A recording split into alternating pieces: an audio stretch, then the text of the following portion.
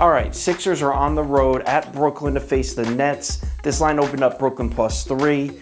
Sixers, as you've heard me say a couple times, hottest team in the NBA right now. Defense is out of this world. They've won 4 or 5 straight, and they've covered 4 of the last 5 or something like that.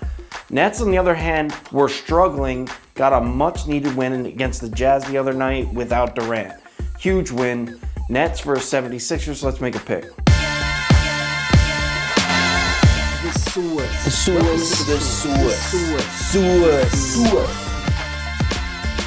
Okay, so like I said, this line opened up Brooklyn +3, and money and bets were both coming in pretty even, and then it was reported that Embiid will probably not play, and since then the line's been dropping. So as of right now, it's about 1 p.m. right now. Most books have this at 1.5 or 2. Philadelphia is still favored.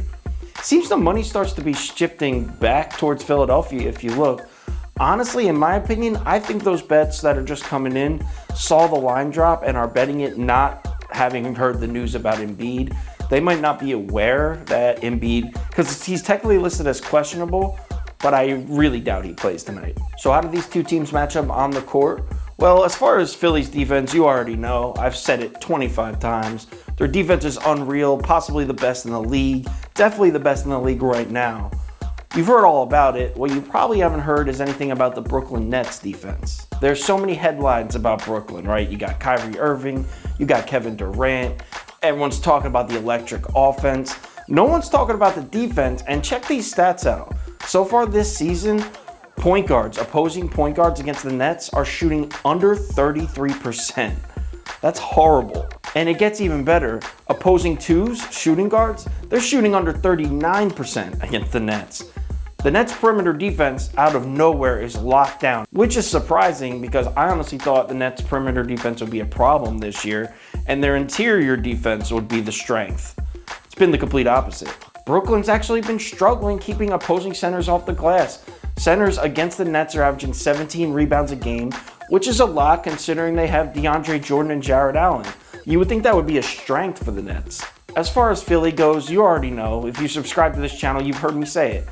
Unbelievable defense, no easy buckets, and they run a great fast break. There's nothing more to really say about the Sixers right now. So what is the pick in this game?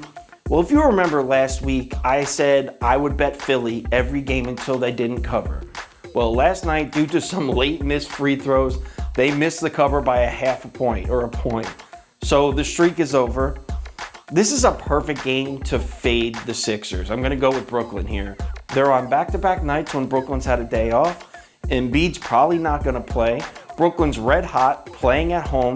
This is just the perfect fade for Philly. If they announce that Embiid is going to play, that pick may change. So make sure, if you're going to follow me on this bet, make sure you check my Twitter and Instagram to see that it hasn't changed before the start of the game. But as of right now, I'm going Brooklyn +2. And if Embiid's playing, I may still even stay with it. We'll see.